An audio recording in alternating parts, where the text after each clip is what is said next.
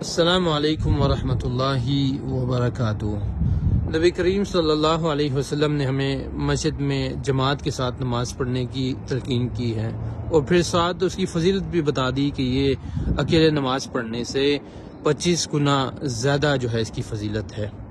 और फिर ऐसी बेहतरीन और ख़ूबसूरत और बड़ी मसाजिद हों और फिर उनके अंदर इतनी ज़्यादा हमारे लिए फैसिलिटीज़ हों तो फिर हम क्या एक्सक्यूज़ देंगे। मतलब मैं आज इस मस्जिद के अंदर आकर बैठ के ये सोच रहा था कि हमारे पास तो कोई एक्सक्यूज़ रहा ही नहीं जमात के साथ नमाज ना पढ़ने का।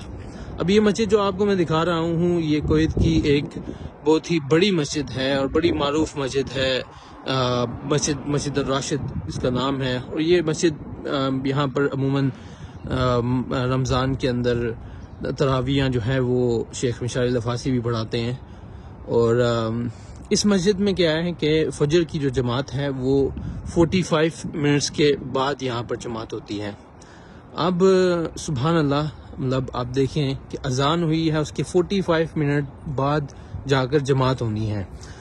तो एक शख्स अगर कोई अजान के वक्त भी उठता है या अजान चले अजान के वक्त नहीं उठा, वो अपनी जो करीबी मस्जिद है उसकी जमात हो रही थी तो उस टाइम उठा। अमूमन यहाँ पर जो मसाजिद के अंदर जो फजर की जो जमात है वो 20 मिनट के बाद होती है और कुछ मस्जिद में 25 और फिर मैक्सिमम 30 तक जाती है।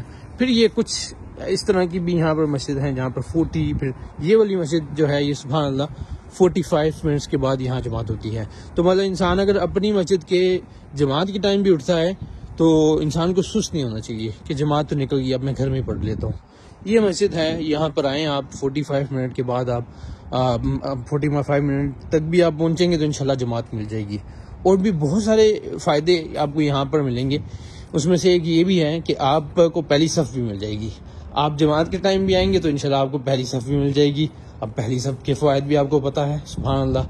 और उसके बाद एक और फ़ायदा जो है वो ये हुआ कि और जी बिल्कुल, यहाँ पे माशाल्लाह इमाम साहब जो है इतनी प्यारी उनकी तिलावत थी कि मतलब कि इंसान का दिल ही नहीं कर रहा था कि जमात ख़त्म भी हो, इतनी प्यारी तिलावत थी।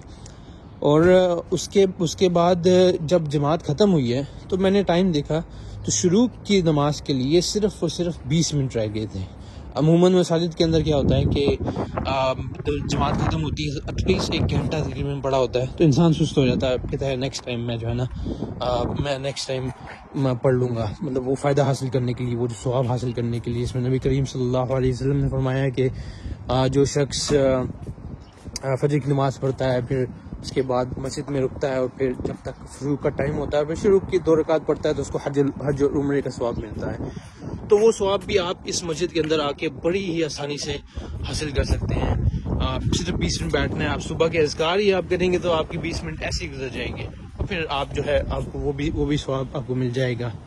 और सिर्फ यही नहीं, जो शख्स लेट हो जाए सिर्फ उनके लिए नहीं बल्कि कोई शख्स अगर जल्दी जो है आता है यहाँ पर इस मस्जिद के अंदर और जल्दी आकर आप देखें ना कि आपके पास 45 मिनट होते हैं, उन 45 मिनट के अंदर आपने सुनते पढ़ ली, सुनते के बाद अगर आपने थोड़ा सा कुरान भी पढ़ लिया उसके बाद आप सोचें कि आपके पास फिर भी आधा घंटा होता है। आप उस आधे घंटे के अंदर आप दुआ मांगिए अल्लाह सुब्हान ताला से। नबी करीम सल्लल्लाहु अलैहि वसल्लम की वो हदीस के अज़ान और इकामत के दरमियान जो वक्त है कबूलियत का टाइम है तो आप खुल के आप अल्लाह सुब्हान ताला से उस वक्त के अंदर दुआ मांग सकते हैं इंशाल्लाह।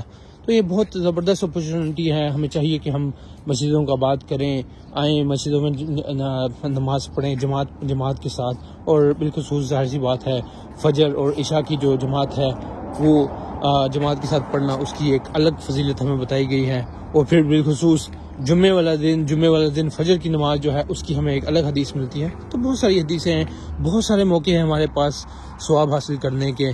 अल्लाह ताला हमें तौफीक दे कि हम इन सारी अपॉर्चुनिटीज़ का हम फ़ायदा ज़्यादा से ज़्यादा उठाते रहें। जज़ाकुमुल्लाह खैर। अस्सलामु अलैकुम वरहमतुल्लाहि वबरकातुहू।